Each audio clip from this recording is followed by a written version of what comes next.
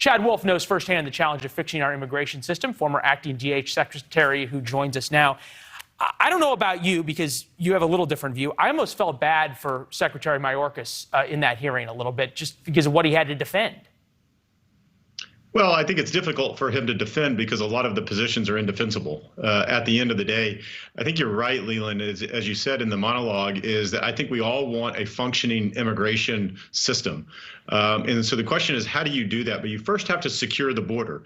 You first have to stop, the hundreds of thousands of folks coming across that border illegally and being released into the United States. You cannot talk about immigration reform without first securing that border. And what we've seen from the administration over the course of 9 or 10 months now is that they have no plan to secure that border.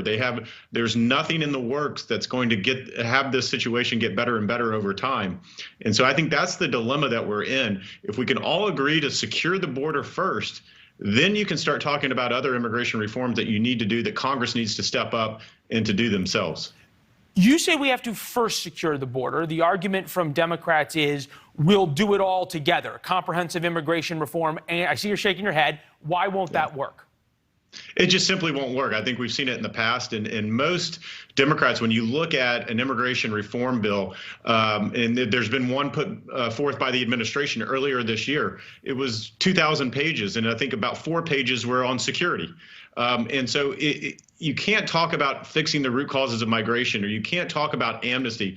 You can't talk about a number of things if that border is going to continue to be wide open, because it doesn't matter what provisions or immigration statutes that you pass. If people can still enter the country illegally, then it doesn't matter. It doesn't matter what you do. So at the end of the day, you have to enforce the laws that are on the books.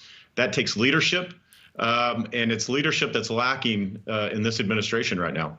Yeah, you make a very good point in terms of if you have immigration reform, which gives people a path to citizenship or amnesty or registry or whatever it is, and haven't secured the border, then more people hear about that, see that, and rush to the border, which is still unsecured. I'm interested in sort of how this works, and you've got a unique perspective because oftentimes as the secretary, you're just following orders. Here was Senator Kennedy talking about Mayorkas' job, and we'll get your reaction on the other side. I don't think you deserve to have to be here today to answer questions about immigration, because I don't think you're calling the shots. I think those shots are being called out of the White House. I think they ought to be here. And the secretary fell on his sword. He said, I'm proud of the work we're doing. I'm not sure what there is to be proud of, but he said it. Is Kennedy right, though, that the White House is calling these shots? Well, I think there's always some direction from the White House to every executive department under their purview. And DHS is not excluded from that. So I'm sure that DHS is certainly getting some insights, direction, recommendations, whatever you want to call it, from the White House. So absolutely, these are not decisions alone that DHS is making. But at the end of the day, what is most disconcerting is that DHS and the secretary and others there, the leadership, seem to be going against advice from career professionals, whether they're at ICE, whether they're at the Border Patrol or elsewhere, because these folks know what programs and policies work and which ones don't work. And they're giving that advice to the DHS leadership, and they seem to not be taking it. They seem to be making political decisions to achieve a political purpose. And I think in a department like Homeland Security, when you're talking about the security of Americans and American communities along that southwest border, that is very dangerous.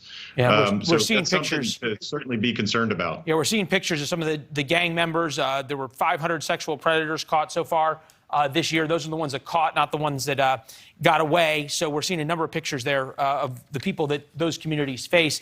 Hey, Chad, it's always great to see you. We really appreciate the insights. Thanks for watching. Click the red subscribe button below so you can get more of NewsNation's fact-driven, unbiased coverage.